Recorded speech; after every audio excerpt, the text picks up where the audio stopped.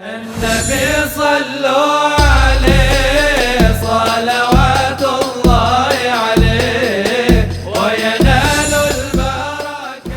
Assalamualaikum warahmatullahi taala wabarakatuh. Waalaikumsalam. Pemirsa, ketemu lagi dengan saya yang tidak asing di wajah channel Pondok Riyadul Jannah, yaitu sebelumnya kita bertemu di acara Kurma Kuliah Ramadan. Akan tapi karena Ramadan telah habis dan tidak mungkin Ramadan 1 tahun, kita berada di konten yang lain yang lebih seru lagi, yaitu adalah konten podcast Nyantri Yuk. Nah, kita sekarang saat ini sudah bersama salah satu narasumber Asatidz Pondok Riyadul Jannah, yaitu Al Ustadz Zainal Arifin.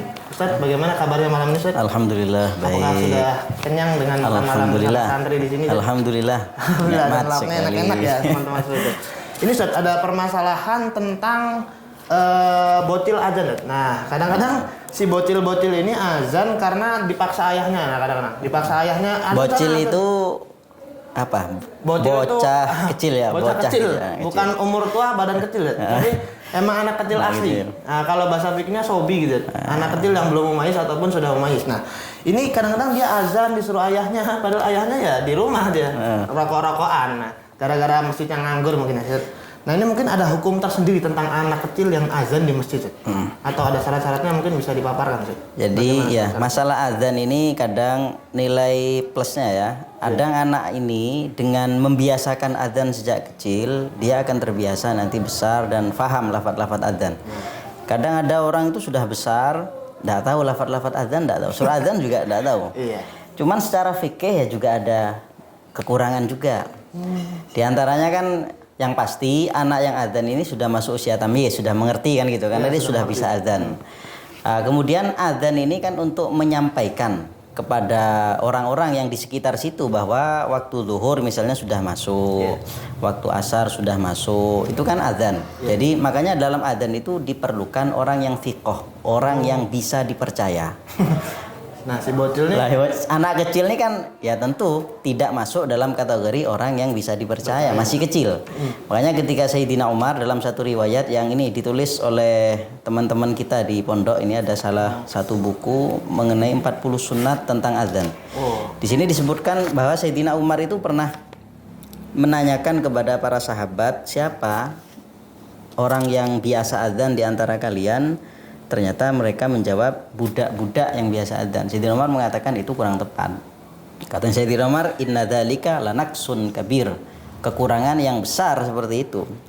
Para ulama mengatakan makruh kalau ada anak kecil itu adzan, karena bukan termasuk orang yang dipercaya gitu. Ada batasan umurnya tentang anak kecil ini? Iya, anak kecil ini selama dia sudah tamyiz, sudah mengerti, adzannya sah. Jadi kalau masalah adzannya sah, yang tidak sah itu kalau anak masih kecil dia cuma bisa menirukan saja ngomong gitu, itu tidak sah karena belum mengerti apa-apa.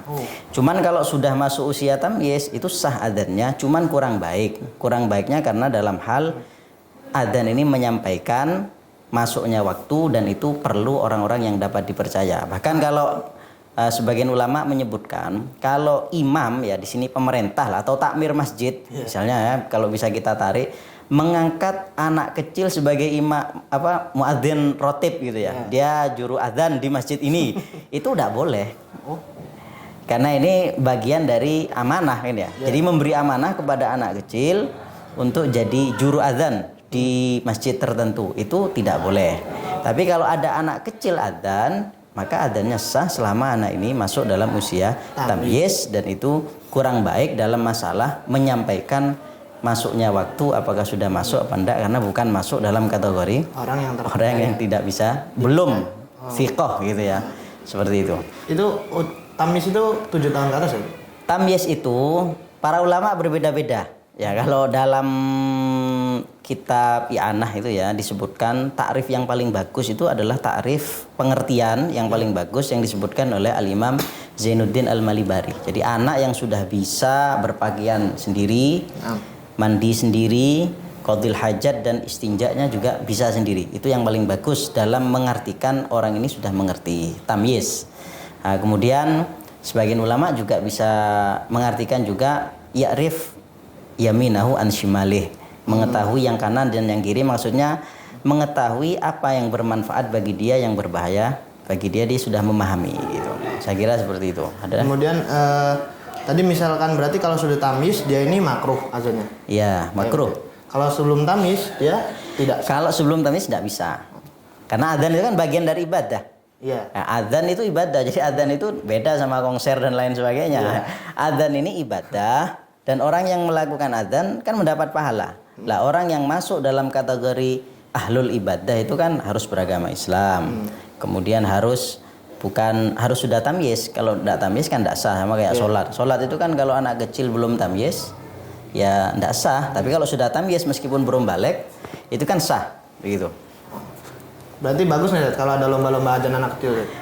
Ya kalau lomba bagus kan biasanya judulnya kan fastabiqul khairat gitu ya. Berlomba-lomba terhadap kebaikan. Berarti itu kan anak kecil yang ikut lomba juga berlomba terhadap kebaikan seperti itu. Kalau hukum azan itu sendiri gimana sih? Adzan itu hukumnya ada yang mengatakan sunnah, ada yang mengatakan fardu kifayah. Cuman adzan ini yang perlu kita garis bawahi, ini masuk dalam kategori syiar. Syiar agama, syiar agama Islam. Makanya kalau adzan itu di satu daerah itu sudah ada adzan cukup. Cuman kalau daerahnya besar, adzan sini tidak terdengar sama kelompok yang sini ya, maka di sini perlu adzan juga. Gitu. Jadi adzan ini bagian dari syiar. Jadi syiar itu tidak hanya sholawatan, konser gitu ya. Tapi adzan ini sebenarnya adalah syiar agama Islam. Oke, jadi begitu teman-teman ya tentang hukum anak kecil azan di masjid. Nah, jadi bocil-bocil bagi yang suka azan mending lebih baik karena hukumnya kurang baik dalam hukum fikihnya. Jadi lebih baik yang Anda yang tua di rumah jangan nunggu anaknya azan, jangan nyuruh-nyuruh mentang-mentang Anda masih nonton sinetron ya. Saya tahu Inikah Cinta. Nah,